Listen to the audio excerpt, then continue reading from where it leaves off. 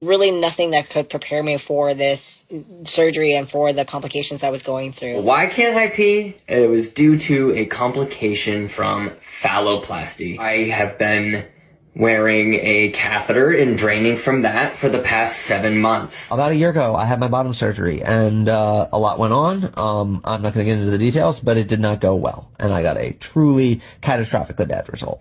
It's atrociously bad. It does not resemble human anatomy in any way. 8 months ago, I got bottom surgery, or gender confirmation surgery. So I had a PP and now I have a vagina. And let me just preface this by saying I do not regret getting surgery. I do not regret it. So I don't want any of y'all conservative ass bitches to twist my words. I do not fucking regret surgery.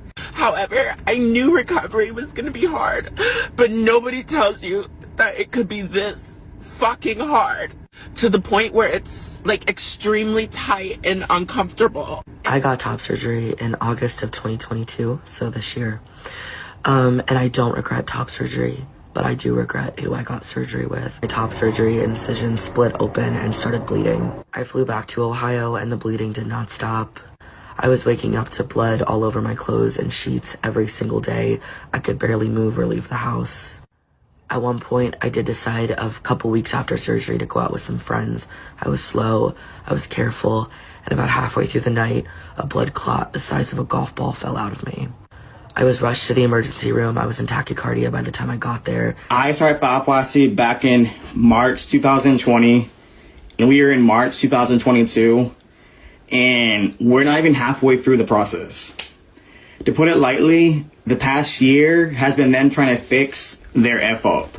I have a fistula, which is an abnormal connection between my urethra and my rectum, meaning the P-tube is pretty much going through my rectum, which is causing ongoing UTIs, urinary tract infections. I basically just have to get the surgery all over again and get my vagina replaced. And like, it's just so fucking annoying. I got top surgery July 19th. It became infected. And then eventually I lost both my nipples and the infection became worse. I even got a fever. And my partner made me go to the ER. They put me on antibiotics 4 times a day for a week. And it's not working. It's not doing much. I just don't know what to do anymore. I don't like it, and it doesn't look good. It's completely botched. My whole surgery was completely botched. I was put under anesthesia for a second surgery on the 2nd of September, and they took out over half a foot of dead, rotten tissue from my left side of my body. The doctors told me that I could have gone septic and that this bacteria has a very high mortality rate. As much as we want to think our transition is about the physicality and making sure that we look the part, there's so much more to being a man or a woman than how we appear. And this is my life as someone who has been both chemically and surgically castrated.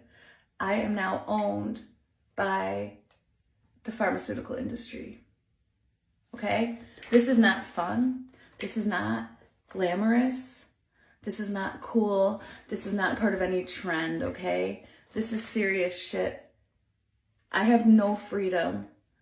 I am owned by these, okay? Do you understand what it feels like? The thrill wears off very fast, okay? So if you think it's funny to mess around with hormones, don't. It's not fun. It's not fun.